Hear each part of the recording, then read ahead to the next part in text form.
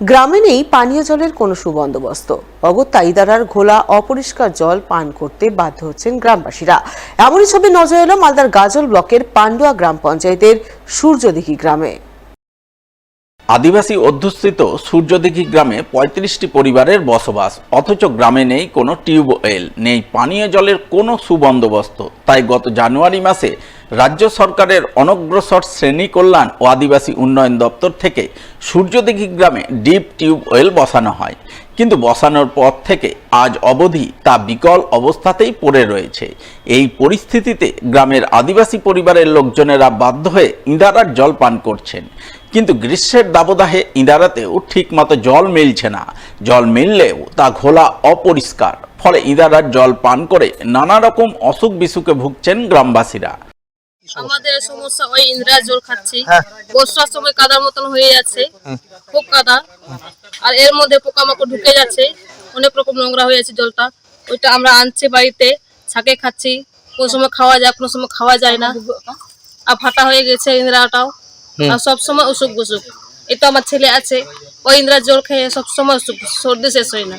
ওটা বছর ওরকম করে আমরা কষ্ট করে থাকছি। সরকার থেকে জানুয়ারি মাসে এই টিউবওয়েলটা বসিয়েছিল, কিন্তু একবারও খাওয়া যায়নি। দুবার ফেকলো, তারপর এই কাদা জল বেরোলো, আরেকবারও খাওয়া যায়নি জলটা। আমরা চাইছি সরকার থেকে যেন ভালো একটা জল আমরা পাই, সবাই খাই, সুস্থ থাকতে পারি, ওটা আমরা চাইছি। গ্রামে তো জলের সমস্যা আছে, তো এইভাবে কাটাচ্ছি। কিভাবে? এই যে ইন্দারার জল দিয়ে, ঘোলা জল দিয়ে। সমস্যা ওই যে জল তলাতে চলে গেছে, ঠিক আছে কিনা, 2-3 বালতি জল উঠাতে গেলে আপনার ঘোলা হয়ে যায়। খাওয়ার মতো তো নাই, কিন্তু কি করবো এখন, পার্সোনাল মার্শাল করা সবার তো সামর্থ্য নাই, ঠিক আছে, যে যার হয়তো মার্শাল করেছে। আতঙ্ক হচ্ছে না এই জলকে? আতঙ্ক তো হচ্ছে, কিন্তু কাকে কাকে বাচ্চাদেররা হচ্ছে তো সর্দি কাশি এরকম লেগেই আছে হয়তো, ঠিক আছে, বাড়িতে বাড়িতেই লেগে আছে। জলের একটা ভালো ব্যবস্থা যাতে করে দেয়, কারণ জলের আরেক নাম জীবন আছে, এটা তো জানেন। তো আমরা কি করবো এখন, ইন্দারার জল ইয়া পুকুরের জল দিয়ে কাজ চালাচ্ছি।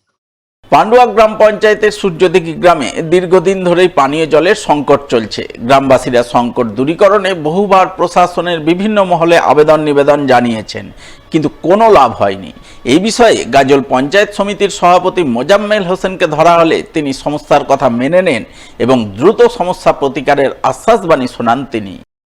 খবরটা পাওয়ার সঙ্গে সঙ্গে আমরা গাজল ব্লক প্রশাসন এবং পঞ্চায়েত সমিতির পক্ষ থেকে জলের ব্যবস্থা আমরা করেছি। বিশেষ করে বেশ কয়েকদিন থেকে আমরা গাজলের আরো বিভিন্ন এলাকায় বিভিন্ন অঞ্চলে পানীয় জলের ব্যবস্থা আমাদের ভোটভুটি এবং ট্যাঙ্কের মাধ্যমে যাচ্ছিল, কিন্তু আমাদের পান্ডুয়া অঞ্চলের সূর্যদিঘি যে পূর্ব এবং পশ্চিম পাটটাতে সে বিষয়ে আমাদের একটু আমরা খবরটা পাইনি।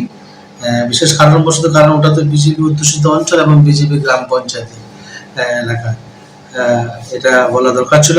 এটা আমি বাই টেলিফোনে এবং ওভার টেলিফোনে আমরা জানার চেষ্টা করছি প্রধানের কাছ থেকে, তার সদুত্তর কিছু পাইনি। আমাদের গাজল পঞ্চায়েত সমিতি বেশ কয়েকদিন থেকে প্রতিটা পাড়াতে বিশেষ করে 6 থেকে 8টা আমরা ট্যাঙ্কের ব্যবস্থা করেছি। প্রতিদিন আমরা বিভিন্ন পাড়াতে জল ব্যবস্থা করেছি, এবং এই সংবাদ মাধ্যমটা পাওয়ার সময়, এই খবরটা পাওয়ার সঙ্গে সঙ্গে আমরা সূর্যদিঘির পূর্ব পাড়া এবং পশ্চিম পাড়ে জলের ব্যবস্থা করেছি। আগামী দিনে কন্টিনিউ সেখানে জল থাকবে, আমাদের পঞ্চায়েত সমিতি আমাদের সাথে আছে। ডায়াবেটিস রোগ প্রতিরোধ সংক্রান্ত বিষয়ে এক সচেতনতামূলক শিবির হয়ে গেল হবিবপুর ব্লকের বুলবুলচন্ডী গ্রামীণ হাসপাতালে। মঙ্গলবার মালদা মেডিকেল কলেজ হাসপাতালের উদ্যোগে এই শিবিরের আয়োজন করা হয়। শিবিরে মালদা মেডিকেল কলেজ হাসপাতালের নার্সিং ট্রেনিং স্কুলের পড়ুয়ারা স্বাস্থ্যকর্মীদের ডায়াবেটিস রোগ কি, কিভাবে এই রোগ প্রতিরোধ করা সম্ভব ইত্যাদি নানান বিষয়ে প্রয়োজনীয় ধ্যান ধারণা ও সুপরামর্শ দেন, যাতে আগামী দিনে স্বাস্থ্যকর্মীরা বিভিন্ন এলাকায় ঘুরে ঘুরে সাধারণ মানুষকে এই বিষয়ে সচেতন করতে পারেন।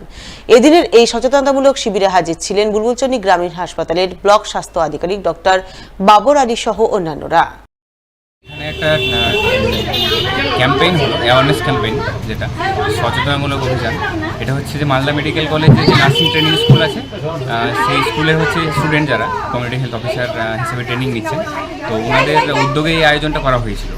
এটা হচ্ছে যে মেনলি ডায়াবেটিক পেশেন্ট যারা আছে, তো তাদেরকে সচেতন করার জন্য এই প্রোগ্রামটা ওনারা অ্যারেঞ্জ করেছেন। যে এখানে থাকা উপস্থিত সমস্ত মানুষরা দেখলো, এখান থেকে ওরা জানতে পারলো সুগার ধরা পড়লে সেক্ষেত্রে হচ্ছে যে কীভাবে চিকিৎসা নেওয়া সম্ভব, বা RN রয় হসপিটালে বা ব্লক হসপিটালগুলোতে কী পরিষেবা ওনারা পেতে পারেন, কীভাবে মেডিসিন খাবেন, কীভাবে হচ্ছে যে ফিজিক্যাল এক্সারসাইজ এবং হচ্ছে যে আপনার খাওয়ার দাওয়ার কন্ট্রোলের মাধ্যমে সুগারটাকে কন্ট্রোল রাখবেন, এই সমস্ত জিনিসগুলো ওনারা দেখাবেন।